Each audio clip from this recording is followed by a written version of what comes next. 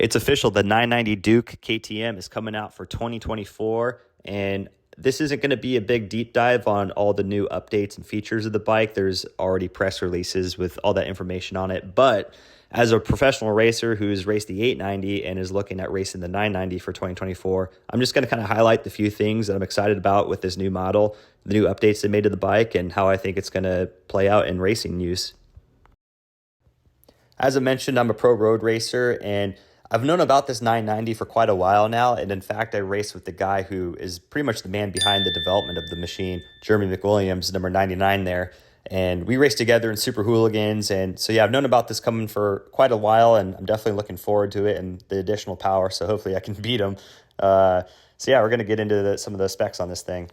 So first off, here's what the bikes look like. There's orange, and they got a second color, the black, and I don't know, I'm kind of feeling the black. I feel like the black might look better with orange wheels, and the orange bike might look better with black wheels, but, you know, we can customize that. Now, at first glance, the bike totally looks different, but then again, it also looks really similar to the 890. You know, the frame looks the same, the subframe looks similar, the swing arm is obviously different, the forks look the same, the shock looks probably the same, it's got a different headlight, it's got slightly different tank and styling up front, but there's actually quite a bit that's changed aside from the engine. The engine itself is totally new. This isn't like how they did the 890 where they essentially bored out the 790 platform. This is a brand new engine, 947 cc's, parallel twin, claiming 123 horsepower and 103 newton meters of torque. As a Super Hooligan road racer, I'm excited about these numbers because there's a rule in Super Hooligans that the bikes have to come with 125 horsepower or less claimed from the factory. So this bike's going to sneak right into the Super Hooligan rules perfectly. With this bike, we get a brand new frame with increased torsional rigidity. So this is going to be a stiffer frame, which is going to definitely be better for road racing use. Also new subframe. Now, when I first saw this frame, I thought it was just a reused 890 frame, which I thought worked well for road racing, and this is supposed to be an improvement on that, so I'm definitely looking forward to feeling it out on the track. So here's the brand new swing arm, which, to the contrary of the frame, which increased rigidity, the swing arm is supposed to be less rigid than previously on the 890 and 790, which this is going to improve rider feedback as far as grip and bumps goes on the street, and I would assume that's going to transpire to the track as well. My complaint on the previous platform, which with the 890 swing arm, was it was a little stiff, and feedback at full lean angle, hard on the throttle, could be kind of vague. So I'm looking forward to trying out this new swing arm and seeing if that's going to give me more confidence with that edge grip feeling.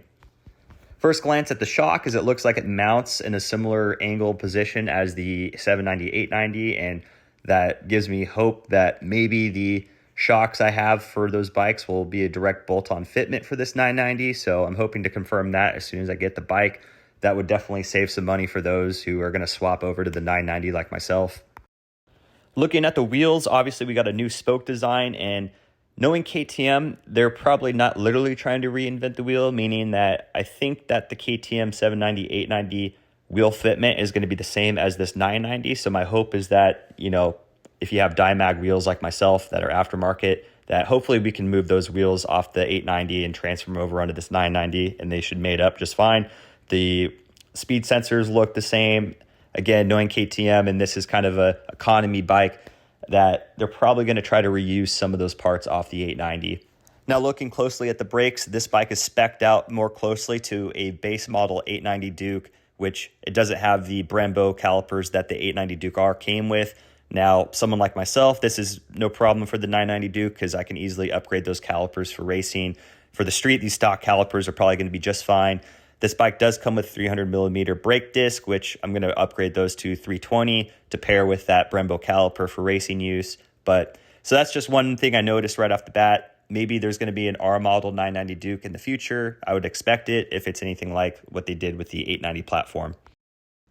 Looking at the forks, these look like the same forks that come on the 890, so that's a good thing because all the aftermarket cartridges out there should be a direct fitment into this model. So right off the bat, should be able to get suspension upgraded on the bike.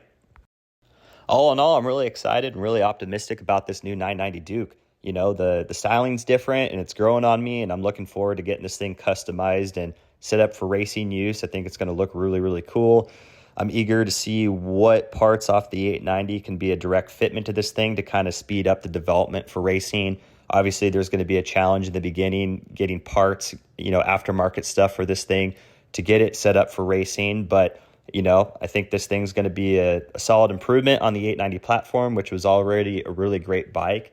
I think that, we didn't need a major upgrade for racing, and I think this has just enough that's going to make this thing competitive for series like Super Hooligans. So eager to get my hands on this thing and take it racing. So that's all I really got to say on the video so far. I hope you guys enjoyed it, and keep posted for more content coming from me on KTM stuff.